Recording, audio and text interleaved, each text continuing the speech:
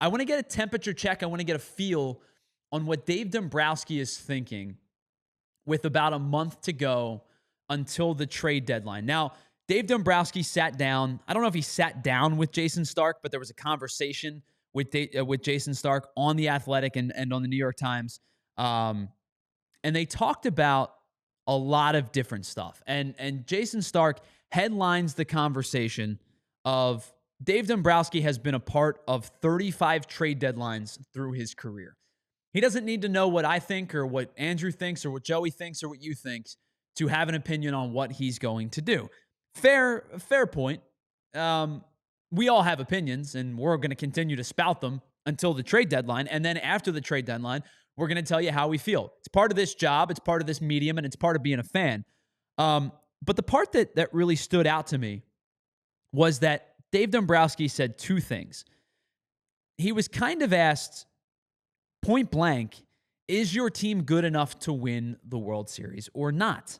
And Dombrowski said after watching the 2025 Phillies play 80 games, he said, quote, "We feel like we have a legitimate chance to win." And does that change your mindset on what Dave Dombrowski is going to do? Is he going to be more aggressive than maybe we expect? Perhaps. But then he followed up with maybe the more interesting part of this conversation, because Dave Dombrowski talked about a story not relating to the Phillies, but dating back to the 2018 Red Sox. The 2018 Red Sox famously won the World Series, right? But more importantly, used their bullpen in a way that was not about acquiring high leverage relievers. They had one in Craig Kimbrell, but it was about using starters out of the bullpen. They used David Price out of the bullpen. They used Nate Eovaldi out of the bullpen. And the final out of the World Series which was a really great game, by the way, between them and the Dodgers, was recorded by Chris Sale.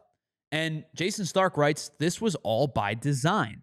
So if the Phillies are still playing deep into the postseason, I think Dave Dombrowski is going to end up acquiring a reliever, but there's a really strong likelihood that one of the starting pitchers in the rotation ends up moving into a bullpen role. So he said, quote, "The postseason bullpen is a lot different than the regular season bullpen. You play 5 games, then you play 7, and the way that the schedule is, you only need 3 starting pitchers during that 5-game set. So if you have 5 starters, 2 of them can go into the bullpen." Not unexpected. It's something we've talked about for weeks. It's something we talked about even before Ranger pitching as well as he have, even before Lazardo being unreal and then having 2 clunkers and then pitching well again, before Aaron Nola got injured, before Mick Abel made his debut into the rotation. It's something we've considered even with Andrew Painter. So with Dave Dombrowski pointing out 2018 specifically and thinking about this bullpen and thinking about how good the Philly starting rotation is, the question is, who does Dave Dombrowski end up pinpointing as the starter? Maybe not Dave Dombrowski specifically, but who does Dave Dombrowski and the Phillies pinpoint as the starter that will move into the bullpen? Well, first and foremost, let's decide who it's not. It's not Zach Wheeler. Whether one radio show wants to say it is or not, it's not Zach Wheeler. Zach Wheeler starting game 1 of the postseason, unless you need Zach Wheeler to pitch game 162, Zach Wheeler is starting game 1 of the wild card round or game 1 of the NLDS. The question is probably between the 3 lefties.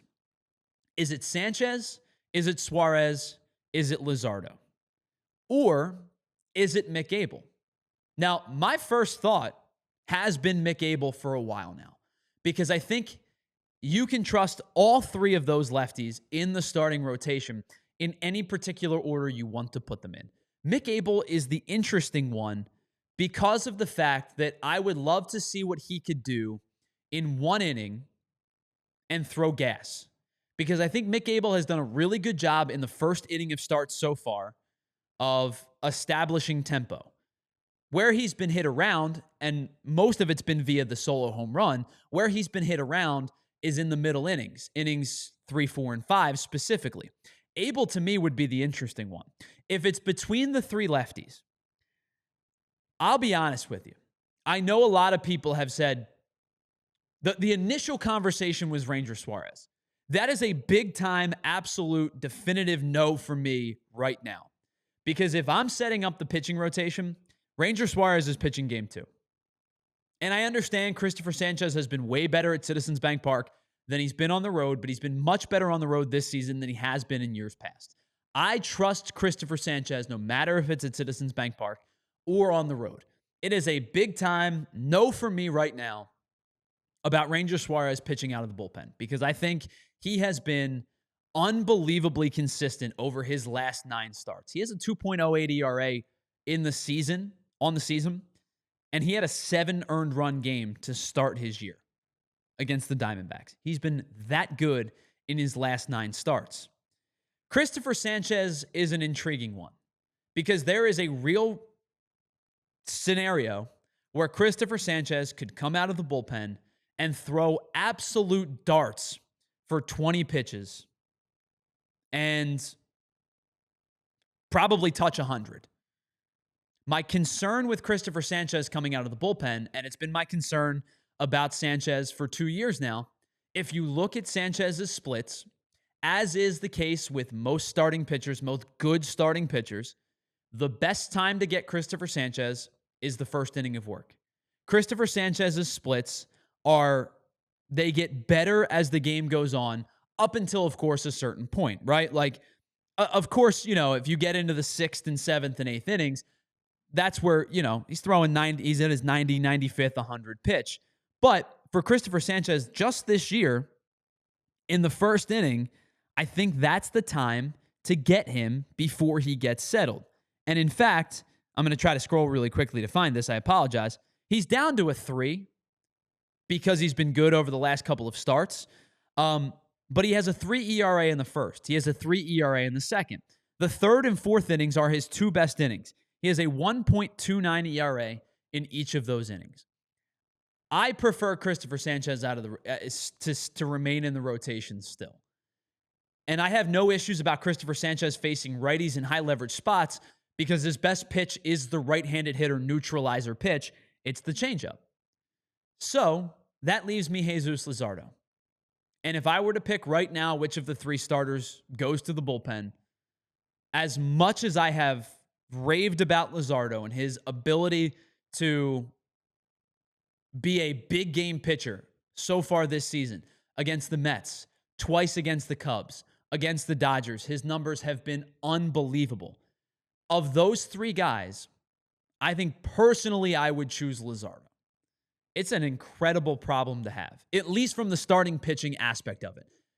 You need 2 relievers. There's no question about it. And if Dave Dombrowski is kind of hinting at they may only go get 1 and move a starter to the bullpen, I don't know if I want Ranger Suarez coming out of the bullpen, even though he's done it countless times for the Phillies in the past. He has been the absolute Swiss Army knife for this team. And he is a guy that I would trust in high leverage spots. I would trust to close the game out. But the way that he's pitched over the first 9 starts so far this year, I want him to continue to roll.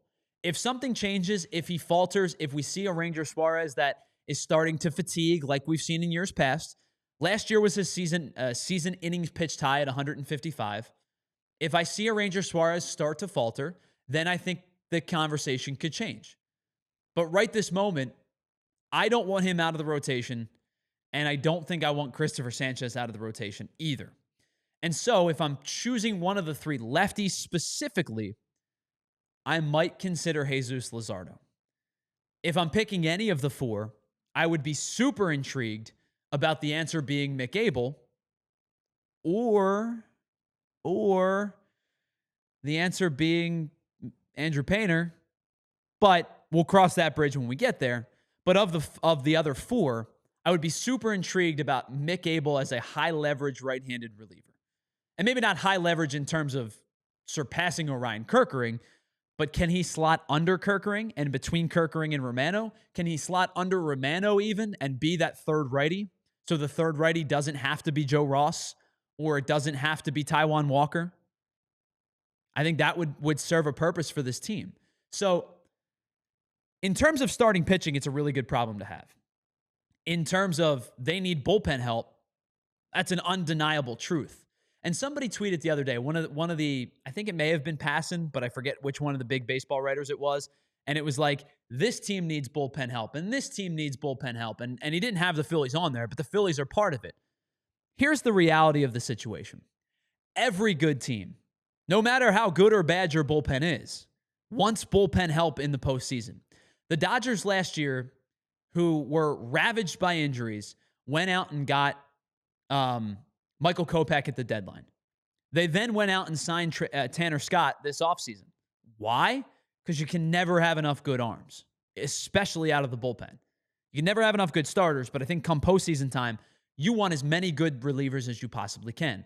It's why we've talked about this before, why good relievers go for a significant price. It's why Carlos Estevez was expensive as a rental. It's why Lucas Erceg was expensive as a non-rental. It's why Tanner Scott was crazy expensive as a rental last year. And the Padres got a half a season out of him too. But you make these moves thinking you're bolstering your bullpen, they have to be done. So for the Phillies, it seems to me that Dave Dombrowski is hinting at, yes, they're going to acquire another reliever. But reliever number 2 probably more likely comes from the starting rotation, especially in the wild card round and the divisional round.